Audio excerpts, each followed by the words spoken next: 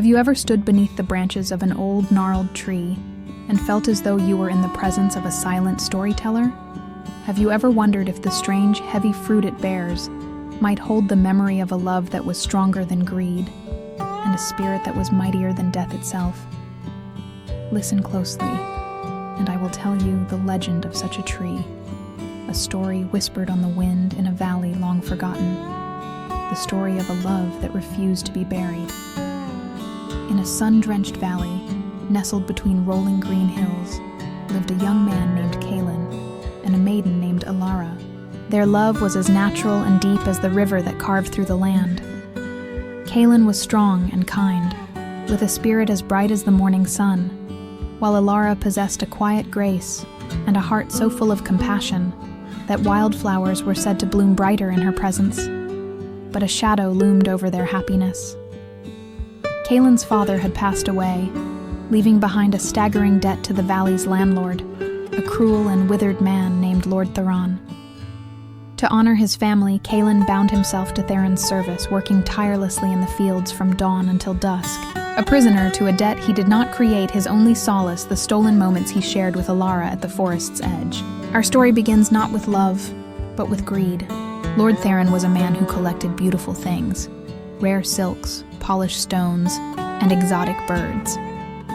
Yet, as he watched Calin and Alara from the balcony of his grand estate, a venomous envy took root in his heart. He saw in Alara a beauty he could not own, and in their shared glances a devotion he could not buy. He did not desire her love. He desired to possess her, to break her spirit and add her to his collection. And so, he devised a plan, a cruel tapestry of deceit, woven with threads of false hope. He summoned Calin, his face a mask of false benevolence. He spoke of a legendary creature, the Sunwing, a bird with feathers of spun gold, said to live only in the heart of the treacherous Shadowwood forest. "Find this bird for me, my boy," Theron said, his voice like honey laced with poison. "Bring it back, and your father's debt will be erased. I will grant you a plot of land, fertile and fine, where you and your Alara can build a life." To Calin, whose hands were raw from labor and whose heart ached for freedom, the offer was a miracle. He saw not the trap, but the future it promised. He saw a home, a family, and a life with Alara, free from the shadow of servitude. He accepted without hesitation. That evening, he met Alara beneath the silver light of the moon. He told her of the quest, his eyes shining with a hope that both thrilled and terrified her. She begged him not to go, a cold premonition gripping her heart, but he held her close and promised to return before the seasons changed. With a final lingering kiss, Calin ventured into the deep, silent unknown of the Shadowwood. His heart a compass pointed toward a future that was nothing but a lie. The moment Calin disappeared into the trees, Lord Theron's true nature was unleashed. He sent his guards to Alara's small cottage, dragging her from her home and taking her to his cold stone fortress. There, surrounded by his loveless treasures, he demanded she become his wife. He offered her gowns of silk and jewels that glittered like captive stars. But Alara's spirit was not a thing to be purchased. She looked at him with eyes that held no fear, only a profound and resolute defiance. "My heart belongs to Calin," she said, her voice clear and steady. "It will never be yours." Enraged by her refusal, Theron had her locked away in the highest tower, a cold, damp cell with a single slit for a window. Days bled into weeks. Alara survived on stale bread and murky water, but her spirit remained unbroken. Her love for Calin was the fire that kept her warm, the hope that kept the darkness at bay. One stormy night, a timid serving maid, who had long suffered under Theron's cruelty, crept to Alara's cell. With trembling hands, she passed a small piece of cheese through the bars and whispered the terrible truth. The Sunwing was a myth, a phantom bird from a children's tale. The quest was a lie, designed to send Calin to his death so the landlord could claim her for himself. The weight of this truth was a storm more violent than the one raging outside. It crashed over Alara, not in a torrent of tears, but in a wave of silent, bone-deep sorrow. The world fell away, and all that remained was the image of Kaelin, alone in the forest, chasing a phantom for a love that was already stolen. The grief was so absolute, so profound, that it worked a strange and sorrowful magic upon her. When the sun rose the next morning, the serving maid returned to find that Alara's long, raven-black hair had turned as white as freshly fallen snow. When Lord Theron was told, he came to see for himself. He expected a broken, weeping girl. Instead, he found a woman who looked like a winter spirit, her eyes burning with a cold, righteous fury, and her white hair a crown of her suffering. He was unnerved, even frightened. This was not the prize he had wanted. This was a living testament to his own wickedness.